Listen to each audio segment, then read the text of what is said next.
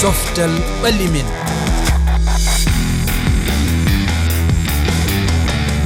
Aysatu Li. Tedduɓe on calminama on mbiyama bisimilla e Coftal-ɓalli men ko yewtere hesere nde RFI waɗanta on alet kala e nde yamɗe ko weltare noon wonanimi addande on nde kaleten alet hande nde koko yowitii e urƴe kawgel kan batnoɗo alhamisa ƴaɓɓine nde to Koddiwaar jaadeten hen koye biyeteɗo Arouna Deme jayniyanke ko hertorɗo Coftal-ɓalli. Arouna a salminama. Dieynaba Sow ni ko jayniyanke Seydi Sow mbasa farnade bisimilla ma. mi salmitima Aysatu Li mi salmini jooɗiɓe ɗo ɓe kala. eɗen gondi kadi e yetta Sow goɗɗo gollidiɗo men Oumar Mamadou Sow. mi salmitimamo Seydi Li de Bousso kange toroɓe ñamowo ñebbe e tedduɓe ko ɗum woni rewro yewtere nde bisimilla.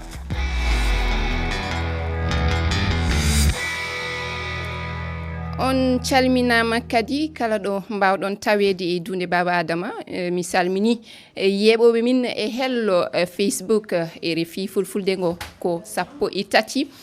lewru go ɓuru hitande arore nde faade 11 lewru ɗiɗo ɓuru kawgel kan hitande ujunaji ɗiɗi e nogas e tati hani wadde hade nden noon alhamisa ƴaɓɓine nde urƴe waɗama to Koddiwaar ngam andude holiɗen diɗɗe kawrata e kawdire gadana ɗe. Abdoulaziz Diallo gollidiɗo men Abidjan waɗanino en hen jangtore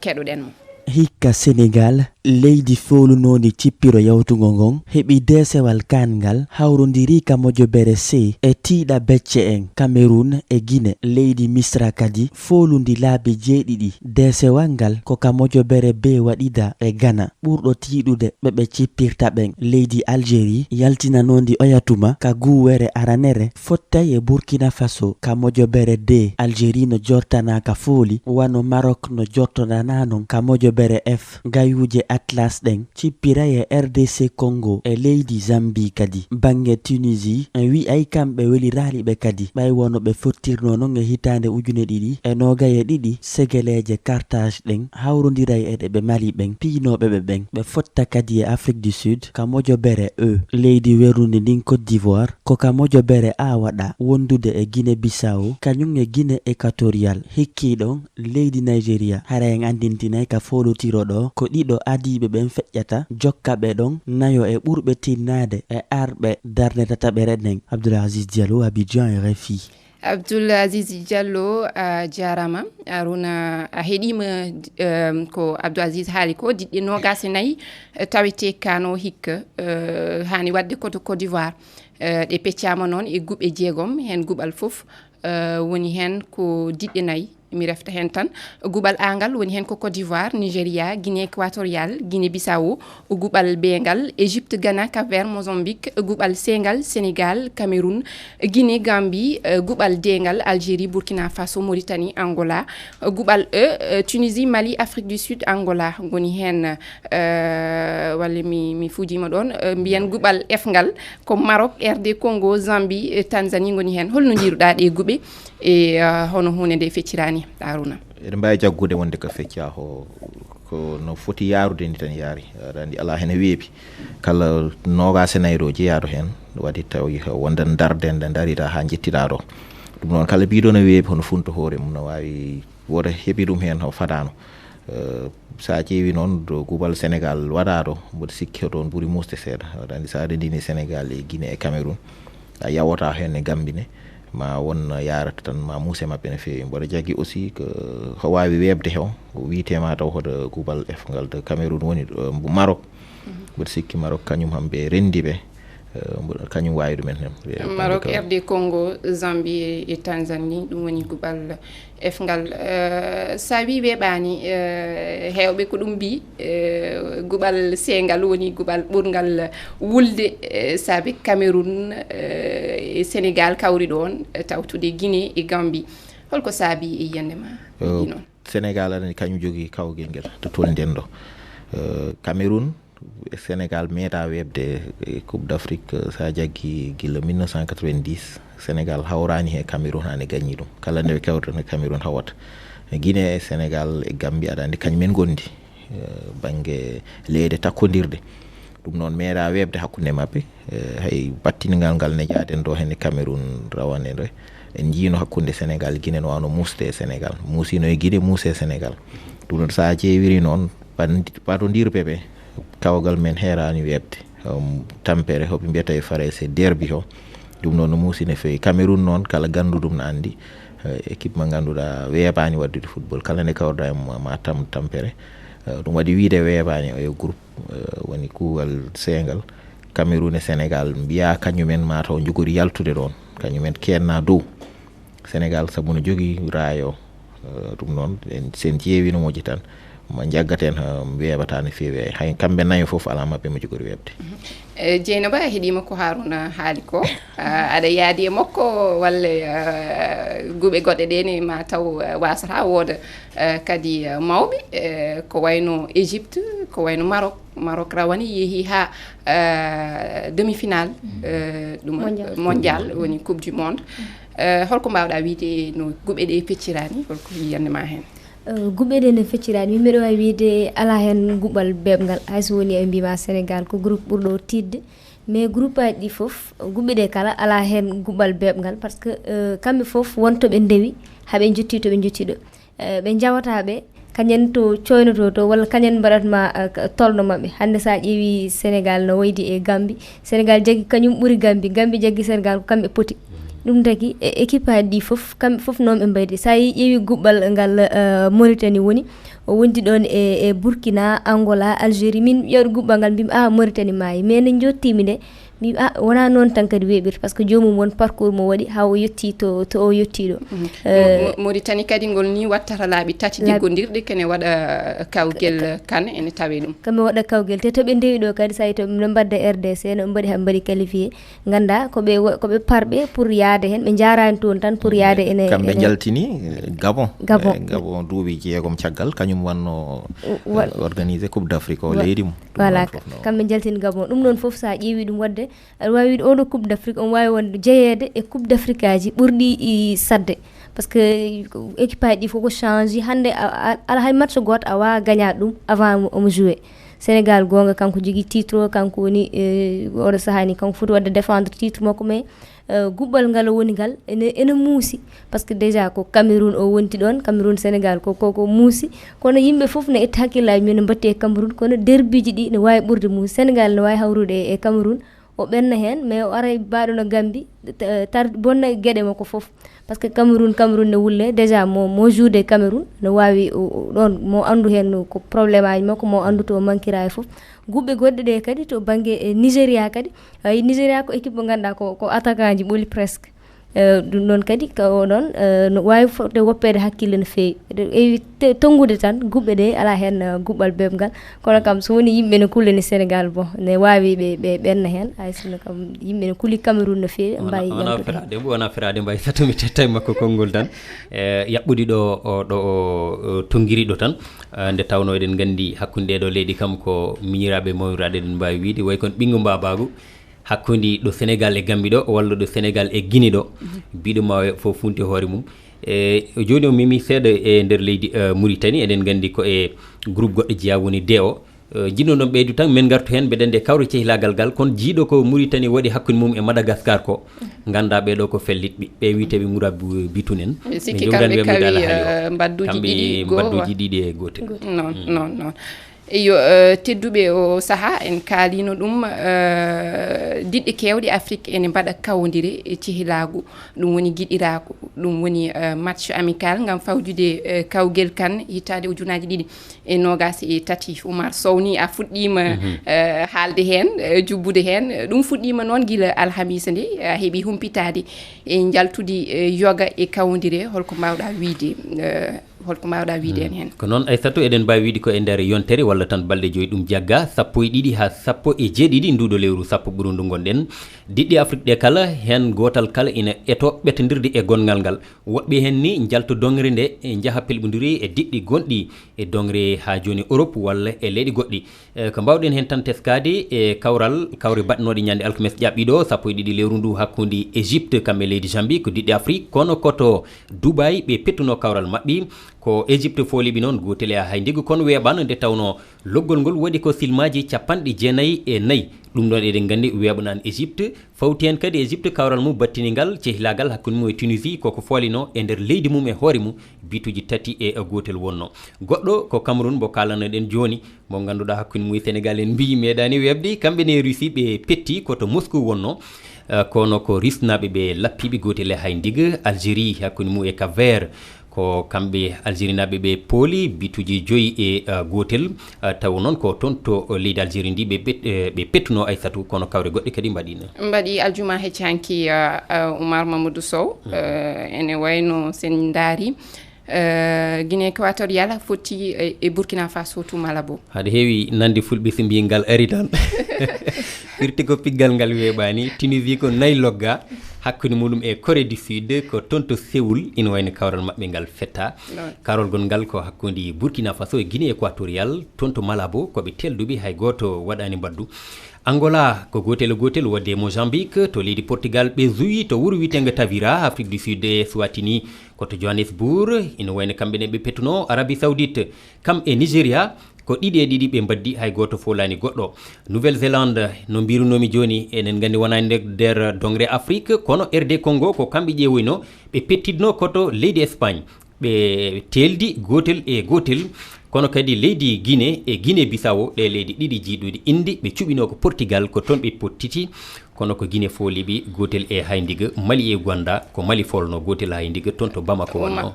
Oumar aset hanki nde Koddiwaar fotti e Maroc ene wayno noon Koddiwaar tinnima sabu diɗɗal fof nanni mbaddu woturu aɗa andi a haali nani Maroc eɗen mbawi wiide woni kippu gadaniɗo Afrique yaade haɗo yettino ɗo e folotiraɗon yankewo wadde so tawi Koddiwaar darni koyɗi ha wadde mabɓe gotel ko iccilari siftinde kadi Koddiwaar no mbiɗen ko kay jaɓɓoto kawtal-kangal kawre goɗɗe batnoɗe aset hanki Aysatu Li ko Libéria e Libye kono ko Libéria naɓe ɓe poola nde tawno Libye waɗi ɓe ko loggi tati ɓe ko ɗiɗi tan keɓno Mauritanie e Madagascar en kaleno ɗum joni ko Mourabitoun naɓe ɓe mbaɗi ɓe loggi ɗiɗi e gotel tawi kamɓene ko toon to leydi Maroc ɓe pettuno karol gongal ngal ganduɗa waɗi ko pecce jamma nde tawno kawral so waɗi yamde ɗiɗi filmaji 30 e nder jamma ɗum ina wayno hiiri hakkude Côte d'Ivoire wonno e ha joni e leydi Maroc jafɗon ko hakkude Mexique jano wiide e Ghana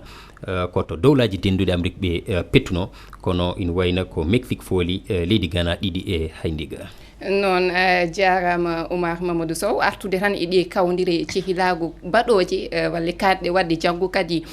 Cameroun walla mbiyen Sénégal ene hani hawdirde e Cameroun toon noon to France waɗata to Lens mbeɗa yiiɗi kalanami Arouna holko ɗaminoɗa e ngal kawdiral ko Sénégal walla amma ko Cameroun mataw jigganta ko Sénégal ɓe sa woni Sénégal naji ham mboɗo sikki leydi ma podantoɗa kono noon wona hono weeɓa kamɓe ɗiɗo jogori hawroyde e kawgal Côte d'Ivoire yimɓe payi mo wuuri o woto sikki ma museeɗo e banggue Sénégal e banggue Cameroun kono noon cehilagal woni fof ne ƴeewoɗo tolni sen jagguiriɗum on banggue tan mboɗo sikki yaltata hen o wona hono heewi o nafoore pour yimɓeɓe surtout entraîneur uji ɗi woni tokkitoɓeɓe Aliou Cissé Rigobert Song won hoɓe jiiɗi andude e hakkundeaji équipe aji mabɓe ɗi eɓe jiiɗi andude nde ɗo ɓe tolni hannde haɗo e lebbi 4 walla lebbi 5 haɗa yimɓe yaade e kawgal mawngal ngal woto sikki kam mataw ko elto tan wonata heblo wonata kono noon kana hono piiro fof kawɗo fof hakkunde mabɓe ma woota dañi hoolare banggue mum ganduɗa no wawi janggo e jaam wodano nafoore wonde Dieynaba an ko ɗaminiɗa no foti loggi cikkuɗa Sénégal jogori hawde Cameroun nane mi haali wi hay match goto a wawa ɗum okkirde score mum avant par ce que match uji ɗi tolni ɗon Sénégal Cameroun wonno ko cehilagal hande ƴetti tournure goɗɗo natti wonde potital cehilagal wonti ƴeewido test hakkude ɗiɗo ɓe par ce que gañiɗo hen foof ene wawi wadde hakkille muɗum kañum wawi ɗum ɗon ne wawi addandemo hay probléme wadde aɗa wawi dañde hen polgu wonay ma ɓuural aɗa wawi kadi dañde hen kadi défaite wonay ma ɓuural par ce que ma wallumo ƴewtoɗa par ce que ko hakkude fasiraɓe ɗiɗo entraîneur uji kadi Oumar Sow joni kañum wi nden kala pooliɗo ma heɓ hoolare kono yo jomum rento kadi hade heɓde hoolare ɓurtunde kamɓe ɗiɗi fof kadi ko baroɗe ɓe mbiyete Cameroun nogo baroɗe ɓe mbawa nehede ɓe mbiyete e francinkorege indomptable eɗen teski nde ɓe jahata ɗo nde Macky Sall wonko winoɓe son jeehi teranga firti ko teddugal goppe teddugal ngal Sénégal jalti noon ina wayna cegneji mon gaccon ha muusa non yo ɗum noon tedduɓe joni en payat e tindinoje walla mbiyen wonko heeɗiɓe ɓe gaddi e yewtere nde keɗoɗen ɓe holko ɓe mbi ko Oumar Ka Banjul Sénégal Cameroun Guinée Conakry e leydi Gambia ko groupe cattanɗo équipe aji ɗi fof hen hay goto weɓata e Gambia ngol wattata laabi mum ɗiɗi jahgol kan ngol o yahina ha quart de finale ngol ɗo hen ɗum coyni final hay si ƴettani deuxiéme ma ƴettu meilleur troisiéme o coupe d'Afrique ɗo garowo ko bettere wonata hen équipe mbo soynano ko o si renaki won ƴettata hande football o acci won jogode footballeur uji mawɗi walla jogode star uji kettinaɗi ko équipe baɗɗo suude tan gagnato équipe mbo Gambia noon ŋakkiraka gueɗel gotel woni ala massaji cehilagal heɓlo ngo yaharani no hannirta ni Ousmane Seyban ɗo e leydi Koddiwaar équipe Mali o fettirde koye équipe Tunis Afrique du Sud nanabi eɗen jakori tan hikka équipe Mali o mo waɗ gollal manggal ɓuuri welde en foof équipe Mali waɗa koye wuuro wiyetengo Korogo ti kanko waddi frontiére e leydi Mali ma wallu joueur uji saabu ɗum ma supporteur uji naata keewa Diallo Saydou Yero Guinée Conakry enen joguiɗen choix meɗen ko wiide wonde ko Sénégal arata ɓamoyde coupe o so Allah jaaɓi polguel nguel ko Baro Diallo ɗo e leydi Kuwait Sénégal ma fijju e leydi Cameroun leydi Guinée Conakry e leydi Gambie kulol wonande leydi Sénégal ko équipe leydi Cameroun nde wonno Sénégal meeɗa fiide équipe leydi Cameroun e nder compétition coupe d'Afrique des nations kono noon équipe mo leydi Sénégal jogui hande o miɗen jogui yakar mamin dañ victoire e dow Cameroun o ko Idi Pam groupe leydi Mauritanie woni o ko tiiɗanɗo Mauritanie kam ko wayno Algérie e Burkina Faso jigo équipe aji mawɗi ko Angola o on kam ene damoto seeɗa kono équipe aji kadi ɗi kam ko équipe aji mawɗi meɗen ɗum wonnono Burkina Faso e Mauritanie kañum e Algérie e Angola ɗo ɗum minen Burkina naɓe miɗen waɗi yakare emin yaltan oɗo pool e mi anda homo jokkata amin hen en yiyan wo Allah hokku kawgal ngel leydi amen Burkina Faso leydi Mauritanie coupe d'Afrique uji ɗiɗi jawtuɗi foof min qualifiima e min keɓano fartange yaltude premier tour kono e ngol kam amin keeɓi amin jottiri wonande komin woɗɗoɓe oɗo coupe d'Afrique hay goto min kulani amin duwi tan yo Allah hokku min fartange nawde desowal ngal non on woni ceerno Dia to Mauritanie ene wayno Mauritanie naaɓe ni kañumenne mbi ko hikka keɓat desewal ngal Burkina kañumne nano fiya becce fewndide hen seeɗa tan ɗo haali Sénégal meeɗani folde Cameroun e nder CAN ɗum waɗino hitande ujunere temedde jeenayyi e capanɗe jeenayyi 1990 ina wayno ko to leydi Algérie wonno ɗiɗi e hayndigo wonno kono kadi Sénégal haɗino Cameroun jeedi e CAN bannoɗo 2012 ɗonni kadi eɗen gandi ko leydi Guinée équatorial ina wayno yuɓɓino ngal kawgal ko fewdude seeɗa tan wonno kono Cameroun kadi hawi laabi tati Sénégal ɗum woni hitande ujunere Aliou Cissé ari ha joni ham Sénégal hawani Cameroun du battidiɗi pettugol joydi ɓe battidiɗi foof Cameroun laabi tati ɗi kañum gañi non wadde ene hani Aliou Cissé darto no feewi kadi joueureɓe fijoɓe kañum enne mbatta hakkille koye mumen mare ene mbawa folde Cameroun yo ɗum noon joni en payat e heɗade tindinoje docteur Diawara saaha ene yiye dillowo e Coftal-ɓalli koyngal muɗum jaɗɗa doga koyngal muɗum jaɗɗa walle tan tawa ko piyowo bal holko woni crampe holno siforto holko addata ɗum holko neɗɗo o hani wadde so heeɓi ɗum keɗoɗen docteur Diawara jaabima e namde men ne pamirta crampe ni comme no kaldirɗani tan nangata koye tew ay e nder muscluji man waɗi ko des fibres naatodira to jaltodira no wayno sa ƴetti peɗeji maɗa nanodira aɗa yakkondira des fois fibre uji ne wayno nadde point so wasa ruttade so naati joni tan soko ronki ruttade e place mum tan tew buhal ngal no wawi nangude tedde fof ɗon côté on jaɗɗa ha tiiɗa so jaari e banggal sportif uji ɗum wawi wonde en général ko mataw jomum waɗi effort kewɗo yarani ndiyam sen jaari kadi banggal pathologie no wawi wonde des carences de certaines substances telles que le magnésium et ça manquirama hen substance gonɗe e muscle ɗi ɗum fof no wawi addude crampe mais en général ko addata crampe chez les sportifs wasde yarde ndiyam par ce que aɗa fourna effort kewɗo aɗa perde ndiyam kewɗam on ndiyam kewɗam o perdata ko sa waɗani ɗum récompensé mbawi addande crampe o noon ne muusi mi heeɗi fottude des crampe au niveau de la CPS nanngat ɗo oppa ɗo nannga to oppa ɗo finalement min battini ko pertise joomum no wawi nanngude buhe no wawi nanngude leskoyɗe ɗa to wiyete moleji ɗo no wawi nanngude peɗeli wona e koyngal tan nanngat mi waɗi mbawi mbaɗade erreur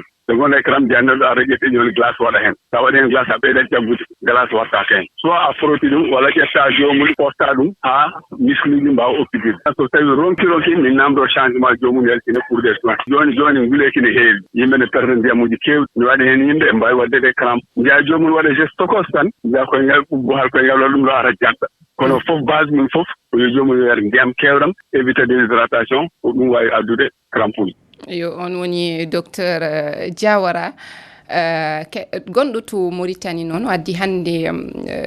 tindinoje e ko yowitii e ko wiyete crampe ɗum woni koyngal joomum ene wawi wasde wonde koyngal ni kono tergal tan kala ɗo muscle o wi kala ɗo buhal woni tan joomum ene wawi hebde ko wayno crampe Aruna joni nde garaten mi wimon mate mi addana on ndiyam on nani ko haali haala ndiyam ɗam an mate ɗum meeɗi ardem joomum so tawi wona sportif wasa wonde sportif ene wawi tawa ene yaha tan koyngal muɗum jaɗɗa ko nandi hen hol yiyandema hen eyyi aɗa andi ko no wiiri ni ndiyam no moƴƴi feewi neɗɗo no yarde to doctoreɓe kamɓe eɓe mbiyen yimɓe no foti janamo foof yarde ko foti no litere guenna walla e banggue ndiyam en noon sa ƴeewi joni yimɓeɓe tolni situation ndewat liggeyaji walla haajuji tan ha jejjitani yarde ndiyam wonani tan e banggue sport saɗa waɗa ɗum o heewa e noon ɗum kono kam aɗa foti kala ɗo tolniɗa aɗa yara ndiyam jara heewi haadi aɗa andi joni wono haali ɗum gonde to e nguule heno wuuli yimɓe no ɓarña no feewi tampina nguleki tampinma no feewi te sa yarani ndiyam no heewi haadi wontat ko tampere wonde eyo Dieynaba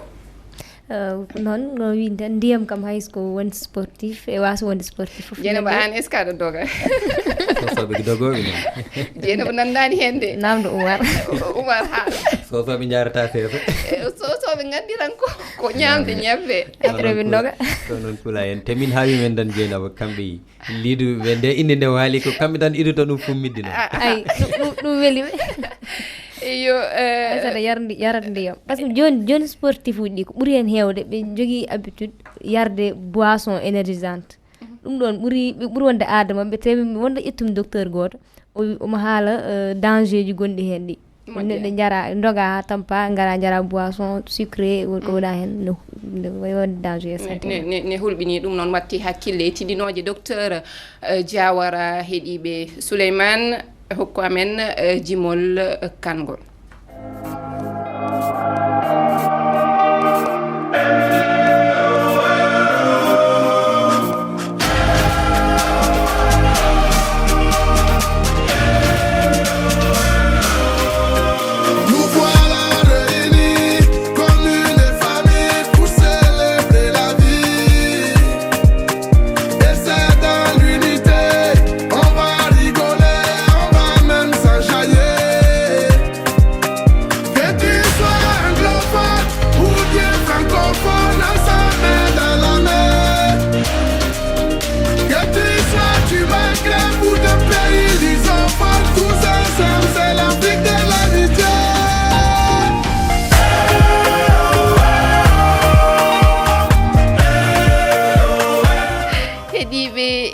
tima e timmode yewtere nde keɗiɗen ɗo ko akwaba ko jimol ngol magic système waɗi gam dusde fijoɓe ɓe e kan hitande ujunaji ɗiɗi e nogas e tati toon to Koddiwaar ko ɗum noon uddi yewtere nde min jetti on e heɗogol mon min jetti on min jarni on min jarni kadi hoɓɓe men Aruna Demma min jarni kadi Dieynaba Sow RFI Fulfulde yettima e garangal ma e jeyede mon e nde yewtere min jettinimo kanko gollidiɗo o Oumar Mamadou Sow jiyanɗe mon mbaɗi fayida onon heeɗiɓe ɓe noon emin mbiya on yon jokku heɗade yewtere Coftal-ɓalli men ko ɗo e RFI Fulfulde hennoɓe e Facebook on e min jetti ɗumen min jarni ɗumen e heɗogol mon lobbol ɗum noon min mbi on ha yontere arore e ɗo e RFI Fulfulde